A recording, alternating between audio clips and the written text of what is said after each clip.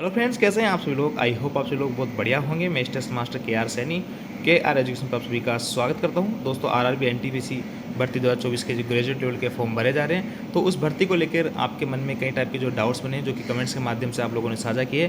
तो यहाँ पे मैं वन करके आपके जो डाउट्स थे उनको क्लियर करने की कोशिश करूँगा। तो सबसे ज़्यादा जो कमेंट्स आ रखे थे कि सर अब की बार जो है एग्जाम सेंटर कहाँ आएगा, जहाँ से हम फॉर्म डाल रहे हैं वहीं आएगा या फिर जो है कई बार आएगा। देखिए दोस्तों, पिछला जो एग्ज़ाम पैटर्न था, पिछली एनटीपीसी थी, उसमें सीबीटी 1 का जो एग्ज़ाम हुआ था वो आपके होम जोन में या होम आरआरबी में ही हुआ था, यानी जहाँ से आपने फॉर्म लगाया था वहीं पे आपका एग्ज़ाम हुआ था। लेकिन सीबीटी 2 का जो है ऑल ओवर इंडिया में कहीं भी दिया जा रहा था। जैसे कि आरआरबी अजमेर से लगाने वालों को किसी को दिल्ली भेजा जा रहा था, किसी को चंडीगढ़ भेजा जा रहा था, ऐसे जो है अलग अलग आपको ऑल ओवर इंडिया में कहीं भी दिया जा रहा था। लेकिन इस बार भी अगर वही पैटर्न अपनाते हैं तो आपका सीबीटी 1 जो है वो आपका एग्ज़ाम आपके होम जोन में होम आरआरबी में लगेगा, और सीबीटी 2 का जो है एग्ज़ाम आपका बाहर ऑल ओवर इंडिया में कहीं भी लग सकता है। अब देखिए दोस्तों, आगे बात करते हैं। फॉर्म भरते टाइम कुछ गलतियाँ ऐसी है जो कि अपने को डीवी के टाइम में बहुत ही परेशान करने वाली है।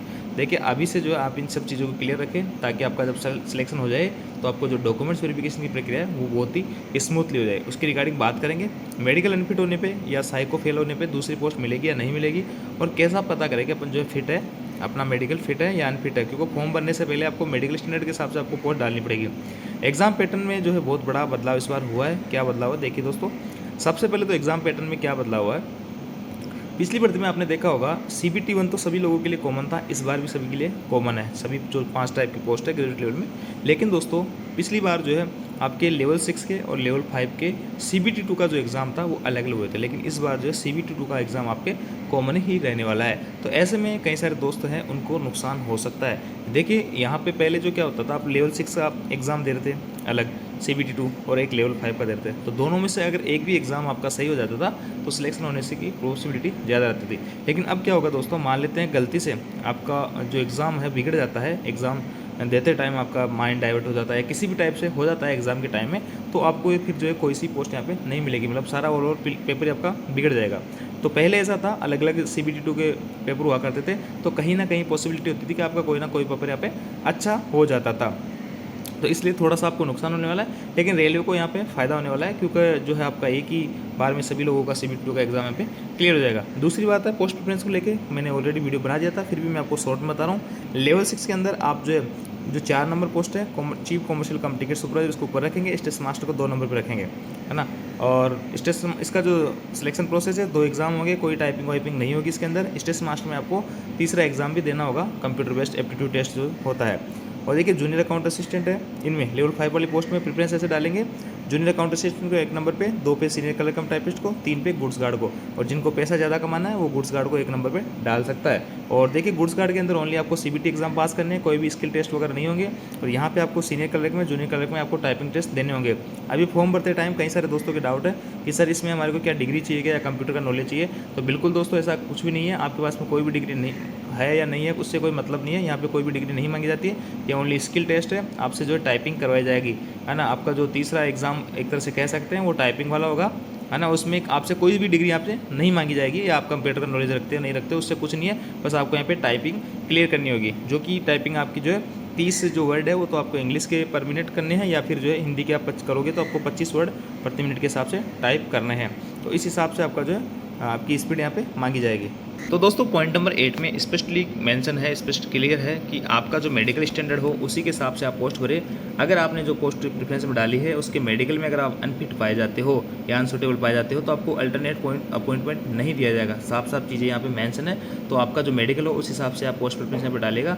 अब बात निकल के आती है कि मेडिकल स्टैंडर्ड का पता कैसे लगाए। देखिए, स्टेशन मास्टर और आपका जो गुड्स गार्ड है उसका A2 मेडिकल स्टैंडर्ड है। इन सभी पोस्टों में सबसे हार्ड जो मेडिकल स्टैंडर्ड होता है आपका गुड्स गार्ड और स्टेशन मास्टर का होता है, और सबसे इजी जो होगा वो आपको सीनियर कलर कम टाइपिस्ट का होगा, C2 मेडिकल स्टैंडर्ड इसका होता है। और चीफ कॉमर्शियल कम टिकट सुपरवाइजर है, इसका B2 मेडिकल स्टैंडर्ड होता है ना। और लेसिक सर्जरी वगैरह के बारे में भी आपको बताता हूँ। लेसिक सर्जरी में ऐसा है दोस्तों, आपके जिसमें B2 और C2 मेडिकल कैटेगरी की जो पोस्ट हैं, जैसे आप JAA मान लो, आप फिर सीनियर कलर मान लो, आपका जो चीफ टिकट सुपरवाइजर है, इन सब में जो अगर आपने लेजर वगैरह करवा रखा है तो भी आप इसमें फिट पाए जाते हो। बाकी आप जो है स्टेशन मास्टर गुड्स गार्ड वगैरह की पोस्ट में नहीं जा सकते अगर आपने लेजर करवा रखा है तो। इसके बाद में दोस्तों और भी कई सारी चीज़ें यहाँ पे लिखी है। 3.4 में फिर वही चीज़ बताई गई है कि मेडिकल के हिसाब से आप अपनी पोस्ट डालिएगा। अब मेडिकल का जो है पता कैसे लगाएंगे, बात ये है कि देखिए दोस्तों, आपकी आंखें जो है आपको देखने में किसी टाइप की कोई समस्या नहीं है, आप चश्मा वगैरह नहीं लगाते हो, है ना, आपको विजन में किसी टाइप की कोई समस्या नहीं है, और ये सारे जो है कलर विजन वगैरह आपके नहीं है, बाइनोक्यूलर विजन, नाइट विजन वगैरह, तो आप जो A2 मेडिकल स्टूडेंट में आराम से फिट पा जाते हो। बाकी जनरली जो है A2 वाली जो पोस्ट है उनसे ज़्यादा बढ़िया जो है B2 C2 वाली पोस्ट यहाँ पे अच्छी है, तो आप वैसे ही उनको प्रेफरेंस डालोगे तो पहले उनका ही होगा, जो भी मेडिकल वगैरह होगा तो उसमें आप फिट पाए जाते जाओगे, इससे कोई समस्या वाली बात नहीं है। तो A2 वाली पोस्ट है स्टेशन मास्टर गुड्स गार्ड, जो इनसे बेहतर पोस्ट इस बार NTPC के अंदर आई है, तो उस हिसाब से आप प्रेफरेंस दे दोगे तो आपका जो लो वाला मेडिकल स्टैंडर्ड है वो पहले ऊपर चला जाएगा, है ना। अब दोस्तों बात करते हैं यहाँ पे कई टाइप के जो एग्ज़ाम में किसी टाइप की आपका जो DV होता है वहाँ पे क्या क्या समस्या आपको आती है। देखिए एक मैटर होता है EBC वाला, इकोनॉमिकल बैकवर्ड क्लासेस, इसमें जो है 50,000 से किसी फैमिली की इनकम कम होती है तो वो लोग जो है इसको EBC को टिक करते हैं। इसमें कोई भी रिजर्वेशन नहीं होता। देखिए EBC और EWS में कई लोग कन्फ्यूज हो जाते हैं, ये आपका रिजर्वेशन नहीं होता है, बस इसमें आपको 500 की जो फीस लग रही है वहाँ पर आपको 250 की छूट मिल जाती है और आपको 250 रुपये फीस पे करनी होती है। लेकिन दोस्तों जब आपको DV अगर आपने इसमें यस टिक किया है, 250 का फ़ायदा लिया है, तो आपको DV के टाइम में आपको EBC का सर्टिफिकेट पेश करना होगा, और EBC का सर्टिफिकेट जो है ये आपको बनवाना पड़ेगा। तो मैं आप सभी लोगों से पर्सनली सजेस्ट करूँगा आप EBC में आए या ना आए, इसमें आप जो है नो ही टिक करें, क्योंकि दोस्तों इसमें ऐसा है कि आप बाद में मान लो EBC का नहीं बना पाओगे किसी तरह से, तो बाद में आपके DV में बहुत सारी समस्या हो जाएगी। और कई सारे भाई लोग गलती से इस पर टिक कर देते हैं, तो विशेष तौर से इसका ध्यान रखिए। अगर आपने गलती से टिक कर दिया तो आपको EBC का सर्टिफिकेट बनवाना ही पड़ेगा, नहीं बनवा पाओगे तो आपको जो मिलना मुश्किल हो जाएगा। ऐसा कई सारे लोगों के साथ में भी फिलहाल में हुआ है। और पोस्ट प्रेफरेंस का मैंने आपको बता ही दिया है। और भी देखिए जो आपकी फॉर्म जो है वो इनवैलिड क्यों हो जाते हैं, क्या रीज़न है कि आपके फॉर्म रिजेक्ट कर दिए जाते हैं, तो 2-3 रीज़न यहाँ पे रेलवे ने बताए। एक तो जो आपका सिग्नेचर जो है आपको कभी भी कैपिटल लेटर में, ब्लॉक लेटर में नहीं लिखना है। जैसे किसी का नाम दीपक है तो उसको जो है रनिंग में लिखना है DEEPK ऐसे करके, और इसको कैपिटल में नहीं लिखना है जैसे DEEPK, ऐसा आपको ध्यान रखना है। ये आपको ब्लॉक लेटर में नहीं लिखना है, यानी कैपिटल लेटर में नहीं लिखना है, रनिंग में आपको साइन करने हैं। हिंदी में आप कर रहे हो तो कोई दिक्कत वाली बात नहीं है। दूसरी बात दोस्तों, इनवैलिड फोटो, कई लोग जो है सेल्फी है या फिर आधी अधूरी फोटो है, या इसमें फेस आपको सही नहीं दिख रहा है ना, कई टाइप के जो है सेल्फी वगैरह है, ग्रुप फोटो, कोई किसी चश्मे वाली फोटो है, कैप वाली फोटो है, और या फिर कोई बहुत ही पुरानी फोटो, तो ऐसी फोटो आपको अपलोड नहीं करनी है। आपको एकदम लेटेस्ट और जिसका वाइट बैकग्राउंड हो जनरली वो फोटो आपको प्रिपेयर करना है। और एज वगैरह तो वो है ही कि आपको बर्थ सर्टिफिकेट वगैरह आप गलत डाल देते हो इसमें, और नॉट पासिंग प्रेस्क्राइब्ड क्वालिफिकेशन, आपका जो क्वालिफिकेशन का प्रेस्क्राइब्ड है, आपने पासिंग ईयर जो है उसको आप सही नहीं फिल करते हो। Candidates name figuring in the debate, आप जो किसी डिबार्ट हो रखे हो किसी से, इनकम्प्लीट अगर फॉर्म जो आप पूरा नहीं भरते हो। तो जनरली मोटी मोटी चीज़ें ये हैं, फोटो सिग्नेचर वगैरह, ये कि आपको जो सही से यहाँ पे भरना होगा। दोस्तों एक डाउट ये भी निकल के आ रहा था कि जो SC ST वाले OBC वाले कैंडिडेट्स है वो जनरल की सीट पे फॉर्म भर सकते हैं क्या? बिल्कुल 5.4 में लिखा हुआ है, no age relaxation is allowed to SC ST OBC NCL non criminal candidates applying against unreserved vacancies. यानी UR की वैकेंसी वगैरह फॉर्म भरते हो, भर सकते हो SC ST OBC NC वाले, लेकिन आपको यहाँ पे एज के अंदर छूट नहीं मिलेगी। साफ साफ मेंशन है, no age relaxation is allowed. तो ये बात है, आप फॉर्म भर सकते हो लेकिन एज रिलैक्सेशन नहीं मिलेगा। तो आप यहाँ से फॉर्म भर सकते हो लेकिन एज में जो है आपको रिलैक्सेशन नहीं मिलेगा। दूसरी बात है दोस्तों, आपका जो डेट ऑफ बर्थ है वो आपके 10th की मार्कशीट के अकॉर्डिंग माना जाएगा।